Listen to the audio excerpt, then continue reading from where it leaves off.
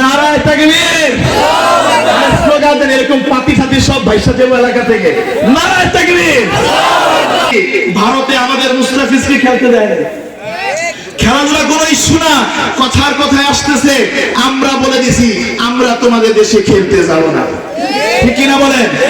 ওই দিন BSF BGB BSF বাংলাদেশের সীমান্তে আগে আমাদের কৃষক ভাইদেরকে গুলি করে মেরে ফেলতো, এখন বিজিবিরা বুক টান টান করে বিএসএফ শোনো, ৩৬শে জুলাই এলাকার যুব সমাজ তরুণরা যেইভাবে স্বৈরাচারকে দিনের আলোতে পালাইতে বাধ্য করছে, আমরা ওয়াদাবদ্ধ বাংলাদেশের জমিনে কোন চাঁদাবাজ কোন অন্যায়কারীকে আমরা আর প্রশ্রয় দিব না। কথা বলো ঠিক কিনা?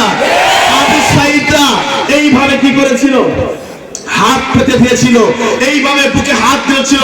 এই মসজিদ গুলা, এই মাহফিল গুলা, এই ইসলাম গুলা আমাদের একটাই টার্গেট, প্রত্যেকটা ঘরে ঘরে প্রত্যেকটা মানুষ কোরআন প্রেমিক হবে, ঠিক কিনা বলো?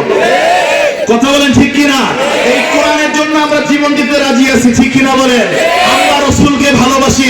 আজকে দেখবেন কি ইউনিভার্সিটি, কি মাঠ, কি ওয়াজ, কি রাজনীতি, কি জনসভা, প্রত্যেকটা ওয়ালিতে গলিতে প্রত্যেকটা যুব সমাজ দেশে বাইরে সবার একটাই স্লোগান, নারায়ে তাকবীর।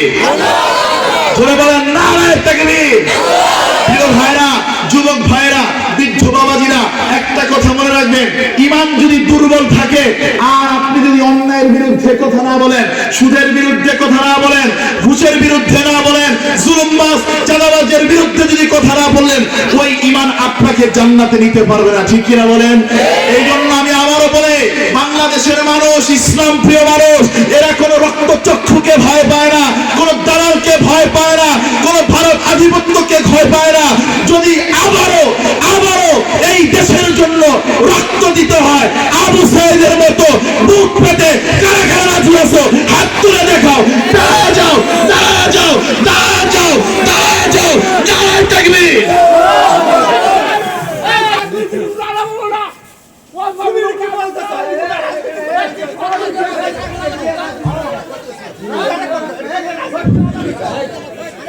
নারায়ে তাকবীর। স্লোগান দেন এরকম পাতি সাথী সব ভাইসা দেব এলাকা থেকে। নারায়ে তাকবীর, নারায়ে তাকবীর। কোরআনের পক্ষে আমরা আছি, ঠিক কিনা বলেন? রাসূলের পক্ষে আমরা আছি তো ইনশাআল্লাহ। কোন চাঁদাবাজ, লুটবাজ, অন্যায়কারী যখনই আসবে তখনই আমরা প্রতিহত করব, পারবো তো ইনশাআল্লাহ? বসে যান ইনশাআল্লাহ। প্রিয় ভাইরা আমার, একটা কথা বলতে চাই, আমাদের ঈমানি পাওয়ার বাড়ানোর দরকার আছে না নাই? জোরে বলেন আছে না নাই?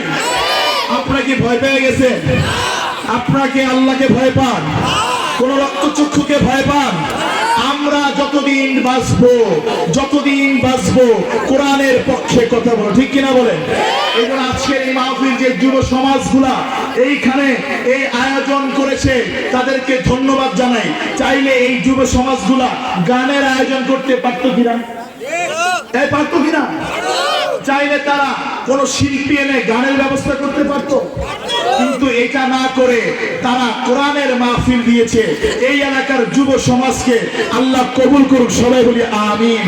আর এই যুব সমাজগুলো আপনাদের সন্তান, ঠিক কিনা বলেন? আপনাদের সন্তান, কারো ভাই, কারো ছেলে, কারো বন্ধু, ঠিক কিনা বলেন? কথা বলো ঠিক কিনা? আমরা এখন চোখে চোখে হাত থেকে কথা বলতে পারি, ঠিক কিনা বলেন? ওই যে গতকালকে আমরা দেখেছি